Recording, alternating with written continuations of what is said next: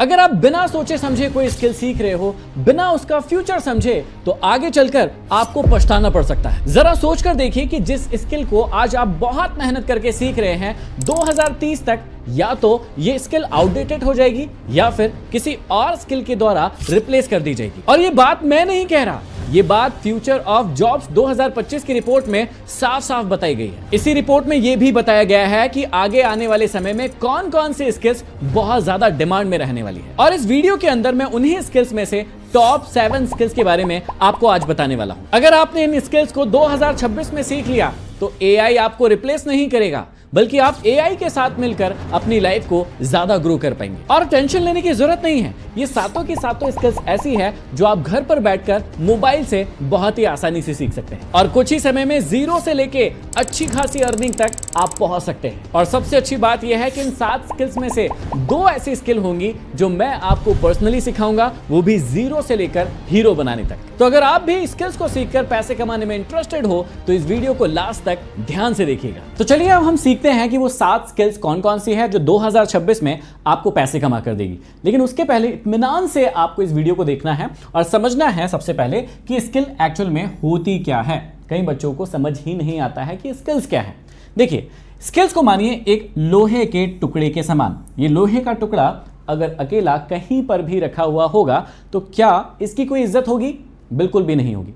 लेकिन अगर इसी लोहे के टुकड़े से आप कुल्हाड़ी बना लेंगे तो अब आप कमेंट बॉक्स में कमेंट करके बताइए कि इस लोहे की टुकड़े की ज्यादा वैल्यू थी या फिर इस कुल्हाड़ी की ज्यादा वैल्यू है। ऐसे ही अगर सोने का टुकड़ा कहीं पर रखा हुआ होगा तो उससे ज्यादा वैल्यू होगी सोने से बने जेवरों की या उनके गहनों की। तो इसी प्रकार ये जो लोहे का टुकड़ा है, इसकी अपने आप में कोई इज्जत नहीं है जब तक कि इससे कुछ चीज बन नहीं जाती। स्किल भी उसी समान है। आपकी जिंदगी में आप जो भी अभी कुछ हो वो इसी लोहे के टुकड़े के समान हो। ये जो लोहे का टुकड़ा है वो आप अपने आप को मान लीजिए कि ये आप हैं, और आप जब आप अपने आप पर काम करते हैं, जब आप कुल्हाड़ी बनते हैं, जब आप लोहे की पिन बनते हैं, कोई व्यक्ति बाल्टी बनेगा, लोहे के बहुत प्रकार की चीजें बनती हैं। तो जब आप किसी चीज से कोई चीज में ट्रांसफॉर्म होते हैं, अपने आप को बदलते हैं, तो वो बदलना ही क्या हुआ? आपका स्किलफुल होना। इस बात को आपको समझना है। तो स्किल क्या है?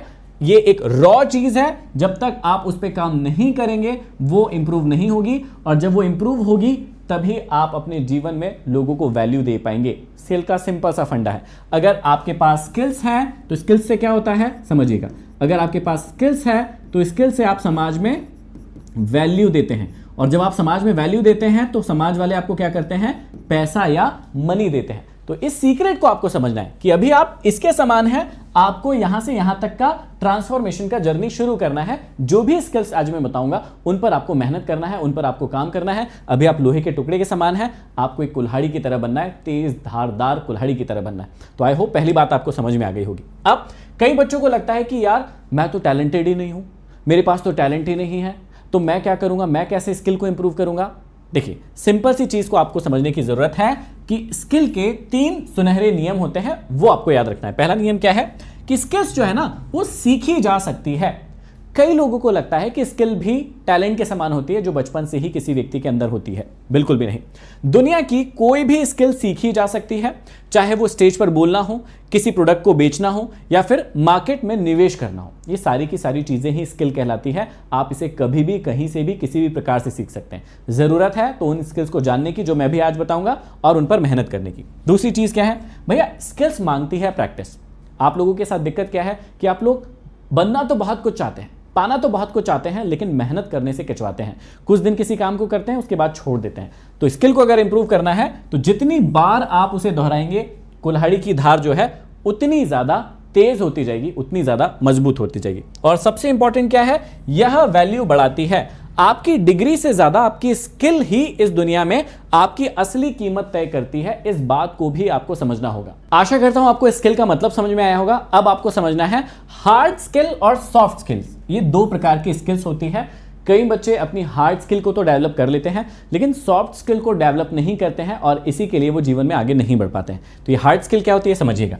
मोबाइल आपने एक बहुत अच्छा ले लिया, उसके अंदर बहुत अच्छा कैमरा भी दिख रहा है आपको, कीपैड भी बहुत अच्छी दिख रही है, डिस्प्ले भी बहुत अच्छा दिख रहा है, सारी चीज़ें जो है प्रोसेसर और सारी चीज़ें बहुत अच्छी है, बढ़िया है, कोई दिक्कत वाली बात नहीं है। लेकिन जब हम उसको चलाने गए तो वो हैंग हो रहा है, बार बार उसका प्रोसेसर काम नहीं कर रहा है, टच कर रहे हैं, डिस्प्ले बहुत सुंदर दिख रही है लेकिन टच कर रहे तो टच नहीं हो रहा है। इसका मतलब क्या हुआ कि उनके अंदर जो सॉफ्ट स्किल्स हैं वो ठीक नहीं है। तो इसको मोबाइल के उदाहरण की तरह ही समझिए। अगर आपकी हार्ड स्किल मतलब जो दिखने वाली चीजें हैं जैसे कैमरा है, डिस्प्ले है, बैकग्राउंड है, ये सारी अच्छी दिख रही है तो ये सारी चीजें तो अच्छी होगी, बढ़िया है, कोई दिक्कत वाली बात नहीं है। तो कई लोग अपनी हार्ड स्किल को तो ठीक कर लेते हैं लेकिन अपनी सॉफ्ट स्किल को ठीक नहीं करते हैं। जैसे उसके अंदर जो सॉफ्टवेयर है, जो चीजें उसको प्रोसेस करवाती है, उन चीजों को ठीक नहीं करते, इसलिए वो अपने जीवन में दिक्कत में आते हैं। अब समझना क्या है आपको कि हार्ड स्किल्स क्या क्या होती है। देखिए, यह आपका टेक्निकल नॉलेज है, यह वो काम करता है जिसे आप किसी स्कूल, ऑनलाइन कोर्स या मेंटरशिप से सीखते हैं। सिंपल सी चीज है। कौन कौन सी चीजें होती है देखो। पहचान क्या होती है, इसे आसानी से मापा जा सकता है।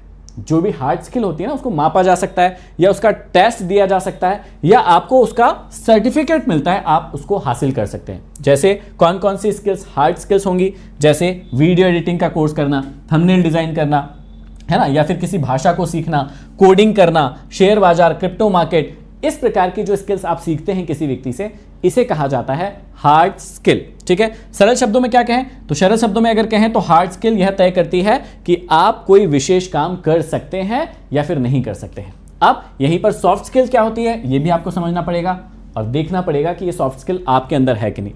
यह आपका व्यवहार, आपके काम करने का तरीका कि आप दुनिया को कैसे देखते हैं, लोगों से कैसे बातें करते हैं और खुद को कैसे संभालते हैं, ये सारी की सारी चीजें होती है सॉफ्ट स्किल।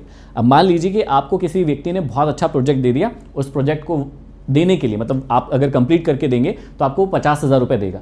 लेकिन मान लीजिए कि आप व्यवहार कुशल व्यक्ति नहीं हैं, छोटी सी गलती हुई, क्लाइंट ने आपको बताई और आप क्लाइंट के ऊपर ही गुस्सा करने लगे कि मैंने तो ठीक करके दिया था, आप ही ठीक से समझ नहीं पा रहे हैं। तो ऐसी कंडीशन में क्या होगा, आपको आगे क्लाइंट मिलना बंद हो जाएंगे। तो वो जो आपको एडिटिंग आती थी या आपको कोई भी चीज आती थी वो आपकी हार्ड स्किल है, लेकिन उसको कैसे संभालना है, कैसे आपका व्यवहार है, ये होती है सॉफ्ट स्किल्स। ठीक है, इसे किसी किताब से रटा नहीं जा सकता, इसे अनुभव और सेल्फ अवेयरनेस दोनों का अभ्यास करके अपने जीवन में उतारा जा सकता है। इसका कोई सर्टिफिकेट नहीं होता है, इस बात को याद रखिएगा, ये बात आपको समझना है। किस प्रकार की होती है, जैसे कैमरे के सामने कॉन्फिडेंस से अपनी बात को रखना, ये हो गई, क्या हो गई, ये हो गई सॉफ्ट स्किल, कम्युनिकेशन। टीम के साथ अच्छे से व्यवहार करना और टीम को चलाना, लोगों को अपनी कहानियों से जोड़ना, तो इस प्रकार की जो चीजें होती हैं वो सॉफ्ट स्किल के अंदर आती है। तो आई होप आपको 3 बातें क्लियर हुई होगी। स्किल क्या होता है, आप एक अभी लोहे का टुकड़ा मान लीजिए अपने आप को, आपको कुल्हाड़ी बनना है, तेज धारदार कुल्हाड़ी बनना है। स्किल के बाद आपको क्या करना है, 2 प्रकार की स्किल सीखना है। पहली होती है हार्ड स्किल, मतलब किसी ना किसी स्किल को सीखना जिसके लिए आपको सर्टिफिकेट या कोर्स करना पड़ेगा, और दूसरा हो गया इसके अंदर सॉफ्ट स्किल, जो कहीं सर्टिफिकेशन नहीं मिलेगा, अपने आप को ही आपको सेल्फ अवेयरनेस कर करके इसको इंप्रूव करना होगा। चलिए अब आगे समझते हैं सबसे पहली स्किल जो आपको लाइफ में जरूरी है और जो आपको आगे आकर पैसे कमाने का मौका देगी, उसको कहते हैं डीप वर्क और फोकस स्किल। किसी भी स्किल को इंप्रूव करने के लिए जब तक आपको डीप वर्क करने की आदत नहीं होगी या फोकस्ड होकर काम करने की आदत नहीं होगी, आप किसी भी स्किल को नहीं सीख सकते। तो सबसे पहली स्किल ही यही है कि क्या आप डीप वर्क कर सकते हैं, क्या आप फोकस वर्क कर सकते हैं। देखिए, सन की रेज जब नॉर्मली किसी कागज पर पड़ती है तो क्या ये कागज जल जाता है? बिल्कुल भी नहीं, ये कागज नहीं जलता है। लेकिन अगर आप एक इस प्रकार का जो लेंस होता है ना, अगर आप उससे सूरज की किरणें जो है इस कागज पर लेकर आएंगे तो क्या वो जल जाएगा? यस, आपको पता है, ऐसा बचपन में आपने कई बार किया होगा कि कागज का टुकड़ा इस लेंस से जलाया होगा। अब यहां पर भी सूरज की किरणें यहां पर पड़ रही थी, यहां पर भी पड़ रही है, लेकिन इसमें जल गया, इसमें नहीं जला। क्या कारण था? क्योंकि भैया ये जो है एक जगह पर कंटिन्यूअस फोकस्ड था, इसलिए ये कागज जल गया और ये नहीं जला। लाइफ में जब भी आपको आगे बढ़ना है, जीवन में किसी भी चीज को हासिल करना है, देखिए आज समय वो नहीं रहा है कि 25 साल आप कोई एक काम कर लेंगे और आपका जीवन चल जाएगा।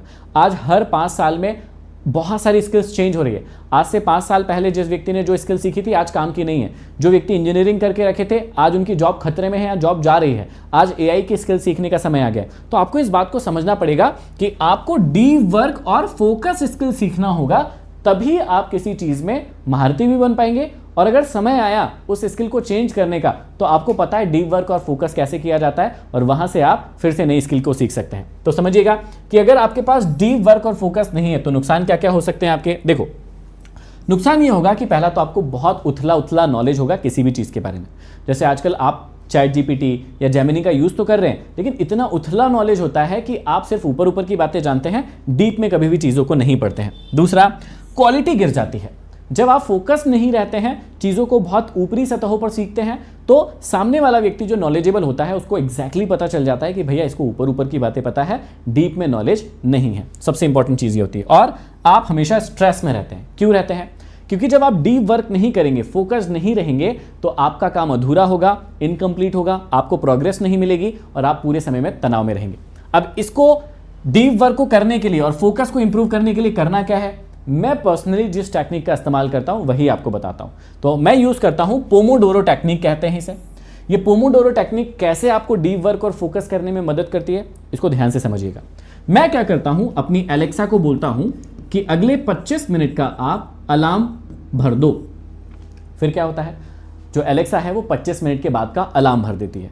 मैं उस 25 मिनट में अपने फोन को एक साइड रख देता हूं और जो भी मैंने टास्क लिया, चाहे स्क्रिप्ट राइटिंग का हो, चाहे कोई नए प्रोजेक्ट का हो, चाहे मुझे कोई नई क्लास क्रिएट करना हो, चाहे मुझे पढ़ाई करना हो, जो भी मेरा काम है, इस 25 मिनट में मैं फुली फोकस्ड होकर करता हूं। मोबाइल का नोटिफिकेशन ऑफ, साइलेंट होता है मेरा फोन। अगर फोन आएगा भी तो मुझे पता नहीं चलेगा, मैं पलट कर रख देता हूं। मेरा डोर लॉक है, कोई भी मुझे डिस्टर्ब नहीं कर सकता और 25 मिनट में पूरा का पूरा फोकस्ड होकर काम करता हूं। फिर अगले 5 मिनट में क्या करता हूं, रेस्ट करता हूं। अपने दिमाग को रेस्ट देता हूं कि ठीक है 25 मिनट काम हो गया, अलार्म बजेगा, एलेक्सा अलार्म बजा देगी, उसके बाद में 5 मिनट के लिए गाने सुन सकता हूं, अपनी टीम से मिल सकता हूं, कोई भी बातें कर सकता हूं, मुझे जो मन चाहे उस 5 मिनट में कर सकता हूं। अगले 25 मिनट के लिए फिर से मैं क्या करता हूं, अलार्म भर देता हूं और वापस से फोकस्ड होकर काम करता हूं। और बाद में जब 5 मिनट मिलता है तो मैं वापस से क्या करता हूं, रेस्ट करता हूं। इस प्रकार से 2 से 3 पोमोडोरो मैं कंप्लीट करता हूं। इसको बोलते हैं पोमोडोरो टेक्निक। ऐसे 2 से 3 बार करता हूं, जैसे 25 मिनट का, फिर 25 मिनट का, फिर 25 मिनट का। तो ये लगभग कितना मिनट का हो गया, 75 मिनट का काम हो गया। अब ध्यान से सुनना, आप लोग अपनी लाइफ में कई बार क्या रहते होंगे, बिजी, है ना। लेकिन बिजी रहने से जीवन में चेंजेस नहीं आते। आपको रहना पड़ेगा, प्रोडक्टिव रहना पड़ेगा। जब तक आप अपने जीवन में प्रोडक्टिव नहीं हैं, आप अपनी लाइफ में प्रोग्रेस नहीं कर सकते हैं। सबसे इंपॉर्टेंट चीज ये है कि मैंने इस 25 मिनट में कोई चीज बनाई है क्या। जैसे मान लीजिए 25 मिनट के लिए मैं स्क्रिप्ट बनाने के लिए बैठा हूं।